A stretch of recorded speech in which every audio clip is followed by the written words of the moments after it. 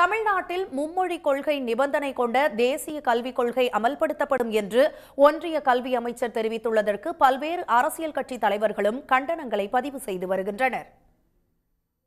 What is wrong if a student in Tamil Nadu will learn multilingual, come to the multilingual aspect in his study? It can be Tamil, it can be English, it can be other Indian language. There is no imposition of any Hindi or any language on them. But certainly, Government of India is committed to implement NEP. எப்போவுமே தமிழ்நாட்டில் இருமொழி கொள்கை தான் எங்கள் பேரறிஞர் அண்ணா அவர்கள் சொன்னது நாங்கள் எந்த காலத்திலையும் மும்மொழி கொள்கையை ஏற்றுக்கொள்ள மாட்டோம். அதை குறுக்கு வழியில் திணிக்க முயன்ற எந்த வழியில் முயன்றாலும் அது எந்த நேரத்திலும் எந்த காலத்திலும் எந்த சூழ்நிலையும் தமிழக அரசு அனுமதிக்காது. தமிழ்நாட்டு மக்கள் அதை அனுமதிக்க மாட்டார்கள். இன்றைக்கு மத்தியில் இருக்கின்றவர்கள் இன்றைக்கு புதிய தேசிய கல்விக் கொள்கையை கடைபிடித்தால்தான் மத்தியிலிருந்து தமிழகத்திற்கு தர வேண்டிய நிதியை ஒதுக்கப்படும் என்று சொல்வது சரியல்ல. மும்மொழி கொள்கையை ஏற்க வேண்டும் என்று கேட்பது, நிர்பந்தப்படுத்துவது சரியல்ல. மத்திய அரசாங்கம் தமிழகத்தை பொறுத்த வரைக்கும் இருமொழி கொள்கைதான் கடைபிடிக்கும், எந்த மாற்றமும் கிடையாது. பேரறிஞர் அண்ணா அவர்கள் சட்டமன்றத்தில் தீர்மானமே நிறைவேற்றி இருமொழி கொள்கை தான் எங்களுடைய உயிர் மூச்சு என்று சொல்லி தீர்மானம் நிறைவேற்றியிருக்கிறார்கள். புரட்சி தலைவர் அவர்கள் காலத்திலும் இருமொழி கொள்கை தான் நம்முடைய தலையாய கொள்கையாக இருந்தது.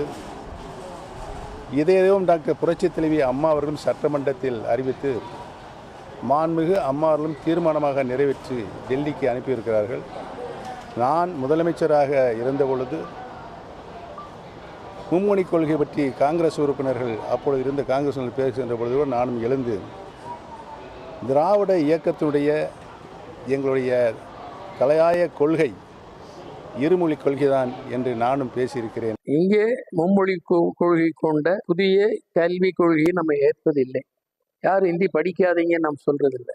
7 மொழி வேணாலும் படிக்கல, அதனுடைய அறிவாற்றலை பொறுத்த விஷயம். ஆனால் திணிப்பதை ஒருபோதும் தமிழ்நாடு ஏற்க. பீகார்லேயோ ராஜஸ்தான்லேயோ ஏன் குஜராத்லேயோ தமிழ்நாடுக்கு பாதி அளவுக்கு வர முடியாத மாநிலங்களில் பெரும்பான்மை பெற்ற ஒரு கட்சியும் அதனால் உருவாக்கப்பட்ட ஒரு அரசாங்கமும் அவர்களை விட 2 மடங்கு 3 மடங்கு 5 மடங்கு 10 மடங்கு முன்னேறி இருக்கிற மாநிலங்களுக்கு நாங்கள் சொல்கிற கொள்கையை தான் நீங்கள் பின்பற்றணும்னு சொன்னால் இது உலகத்தில் ஒரு பெரிய அதிசயமாக ஆச்சரியமாக அதிர்ச்சி உருவாக்கும் செயலாக தான் பார்க்கணும்.